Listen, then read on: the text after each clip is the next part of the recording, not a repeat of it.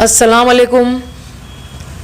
मैं फ़राह खान, दक्कन महिला welfare association की प्रेसिडेंट, राय हक की फाउंडर, आप सबके सामने एक बार फिर आने की वजह एक दर्दनाक अंजाम जो आयशा के साथ हुआ है। अहमदाबाद की रहने वाली लड़की जिसकी शादी हुए बाद जो डॉरी के लिए उनके पूरी फैमिली ने हिरास किया और उसको इतना मजबूर किया कि वो बच्ची खुदकशी करने पे मजबूर हो गई। और इतनी दिलेराना तौर के ऊपर खुदकशी की है उसने कि यकीन जानो, जो भी हमारे लोग हैं जिसके पास भी हिम्मत है, ताकत है और बरसरे इख्तिदार है, जो आए दिन बच्चियों के साथ इतना जुल्म हो रहा और किसी को इसकी कानो कान खबर नहीं है, शर्मनाक वाक़या है ऐसे लोगों के लिए। ये जो सब लोग अपने प्रोटेस्ट कर रहे हैं और बच्ची के साथ जो हमदर्दी बता रहे हैं, मैं ये पूछना चाह रही हूं, आज ये आयशा पे वक्त आने की वजह क्या है? ठीक है, जब कोई जुर्म करता तो उसके लिए सजाए मौत अगर रख दे तो सामने वाला वो जुर्म करने से पीछे हट जाता कि नहीं भाई, अगर हम ये जुर्म करें, अगर हम किसी का मर्डर करें तो हमारे को भी इसका बदला सजाए मौत से है, नहीं करेंगे वो काम। अगर आज इतना जो सब रो रहे हैं आयशा के लिए, अगर पहले से ये ऐसे कई और बच्चियों के साथ हो चुका है, नई बात नहीं है ये आयशा। हाँ, मगर खूबी यह है आयशा के साथ, अल्लाह उसकी मग़फ़िरत करे कि उसने इतने प्यारे अंदाज में पूरी दुनिया के मुंह पे पचका मार के खुदकशी की है। वो अल्फाज उसने इस्तेमाल बेशक नहीं किए कि अगर हम जैसे लड़कियों का साथ कोई देने वाला होता तो आज मैं ये खुदकशी ना करती। अगर उन्हें ये अल्फाज वाजे कर देती तो शायद सब लोग को डूब के मरने की नौबत आ जाती। कहाँ थे भाई इतने?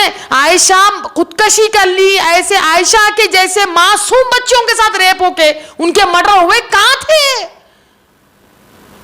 जब किसी को अफसोस नहीं हुआ, जब किसी को अपनी गिरेबान में मुंडी डालने की समझ में नहीं आया कि इसके जिम्मेदार कौन है। और रहा सवाल माँ बाप का, जब आप अपनी बच्ची की शादी करके दे रही तो बच्ची यही सोचेंगी कि भाई मैं शादी करके, मेरे माँ बाप इतनी मुसीबत उठा के, उनके दिल से पूछो जो माँ बाप अपनी बेटी की शादी करके देते हैं, उनके दिल से जाके पूछो कि क्या क्या गुजरती है उनके दिल पे। अगर उनके पास पैसा ना हो तो क्या क्या मुश्किलात का सामना करके अपनी बेटी की शादी करके देते हैं। तो औलाद ये चाहती है कि हमारे माँ बाप जो तकलीफ उठाए हमारे लिए, आज उनकी इज्जत और उनका पैसा सारे चीज़ें हमारे पे कुर्बान कर दिए, अगर आज हम वापस जाएंगे तो उन्होंने दुनिया को क्या जवाब देंगे। यही वजह है जो आयशा ने खुदकुशी की है, इसके पीछे ये भी बहुत बड़ी वजह है। बेशक मैं पूरी वीडियो नहीं देखी हूँ, मेरी हिम्मत नहीं हुई, सच बता रही हूँ, और मुझे ये बोलते हुए कोई शर्म नहीं आ रही मुझे, क्योंकि अहमदाबाद की रहने वाली आयशा के साथ जो हुआ, ऐसे हजारों आयशाओं को मेरे सामने देखती हूं मैं रोज। जाके आपके मन्नत समात करना पड़ेगा मुझे, मैं जाके भाई आप जरा देखो बच्ची के साथ इतना प्रॉब्लम हो रहा नहीं, अगर मैं लड़ लूं तो मेरे पे केस बुक होगा, जैसा कि मोइन बाग की रहने वाली बच्ची के साथ हुआ। वाली एक लड़की के साथ जो 2 बच्चों की मां थी, उसके साथ भी यही हुआ, उसको जला के मार दिया गया। और अरे भाई पड़ोसी कोई ऑब्जेक्शन नहीं करे, अफसोस शर्म आ गई। ये बोलना मैं बेहतर समझूंगी कि वाकई देखने वालों को शर्म आ गई। ऐसे भी लड़की है कोई जहां में जो अपनी जान ऐसे हंसते बोलते कुर्बान कर दी।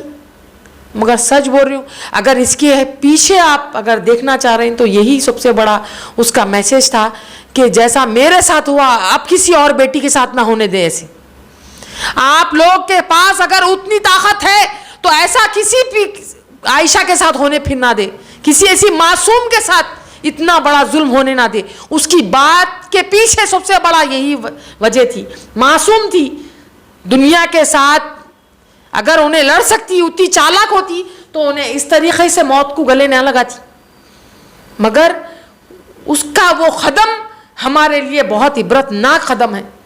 हर वो लड़की के लिए है। क्या कोशिशें नहीं करी मैं, बच्चों के लिए सेल्फ डिफेंस ट्रेनिंग के लिए करी, जाके बच्चों के साथ जुल्म हुआ, उनके मर्डर्स हुए तो मैं घरों पे जाके एहतजाज करी, पुलिस में गई, हर वो कोशिश में करी। कोई नहीं कह सकता कि मैं खामोश बैठी हुई हूं। आज भी जो लोग में से जुड़े हुए हैं, कई ऐसे बच्चियों के साथ इंसाफ नहीं मिल रहा, काउंसलिंग करके बात वहीं खत्म कर दे रही। तो क्या अब आयशा के सर का, आयशा ही की तरह उन्हें भी मौत को गले लगा लेना चाहिए? मजबूर कर दे रहे हैं ऐसे लड़कियों को कि वो मर जाना अच्छा है उनको, क्योंकि मर्दों के बीच में लोगों के पास अपनी जिंदगी की अफसाने, अपनी जिंदगी का ये तमाशा बताने से तो करोड़ दर्जे अच्छा है कि बच्ची खुदकशी कर ले और मर जाए। कितने लोगों के सामने जाके रोना। मैं अगर बोलने बैठी, पर्दे हटाने बैठी, तो ऐसा पर्दा फाश करूंगी, शर्म से गैरत से वहीं गड़ जाना। बच्चियां आके आपके पास बैठ के, जो इख्तिदार में है वैसे लोगों की बात कर रही हूं, आके जब आपके सामने बैठ के गिड़गिड़ाए, आप क्या करें भाई उनके साथ?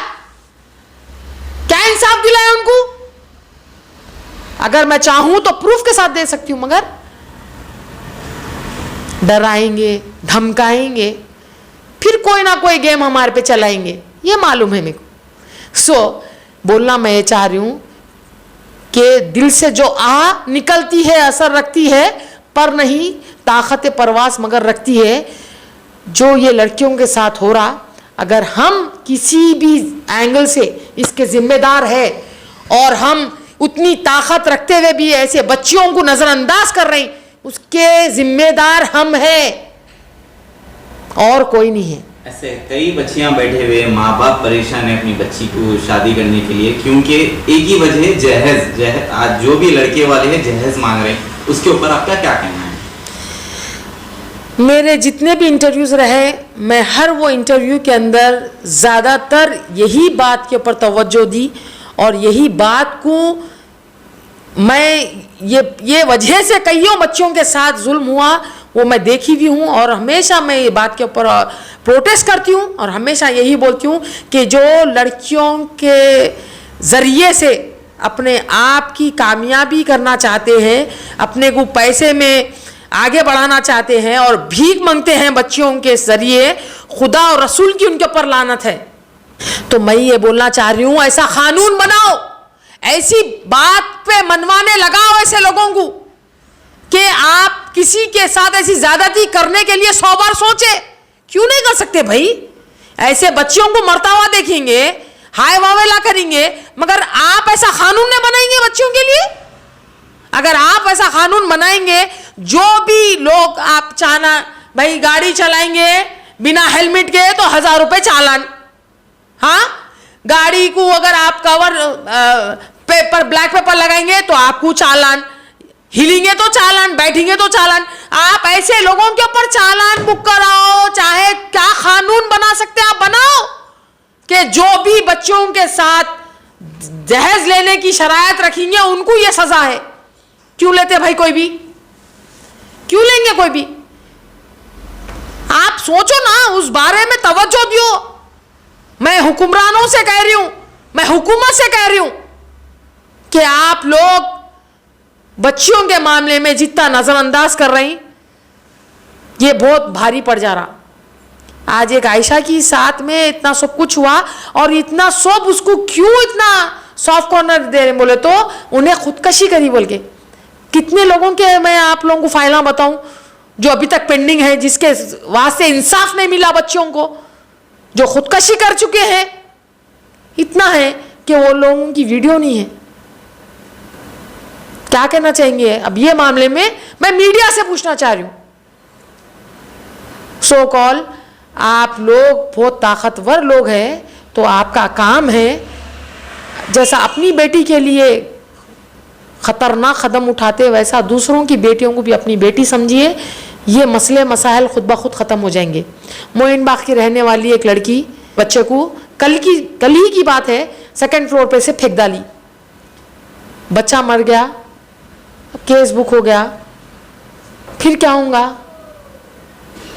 ये जुल्म, ज्यादती, ये सारे हालात जो पैदा हो रहे हैं, क्या वजह से हो रहे? तो बहरहाल मेरी आप सबसे गुजारिश है, हुकूमत से है, एडवोकेट से खास तौर से है कि भाई आप लोग ऐसे लोगों के केसेस को मत हैंडल करें, ऐसे केसेस मत लें आप। खुद ब खुद ये लोग सर के बल नीचे गिरेंगे और इनको सजा मिलेंगी, इबरतनाक अंजाम होगा इनका। सो एडवोकेट से मेरी रिक्वेस्ट है कि आप लोग ऐसे लोगों को प्लीज अटेंड मत करें। खैर, बाकी सब जो हो रहा है इसके वास्ते बहुत तहे दिल से तकलीफ का इजहार करती हूँ और परवरदिगार उसकी आयशा को जवार रहमत में जगह दे और कोई ऐसी बेटी के साथ ऐसा अंजाम ना हो जो आयशा के साथ हुआ। और जहां तक हो सके हम प्रोटेस्ट करेंगे, आज भी करे हैं, कल भी करेंगे इंशाअल्लाह ताला।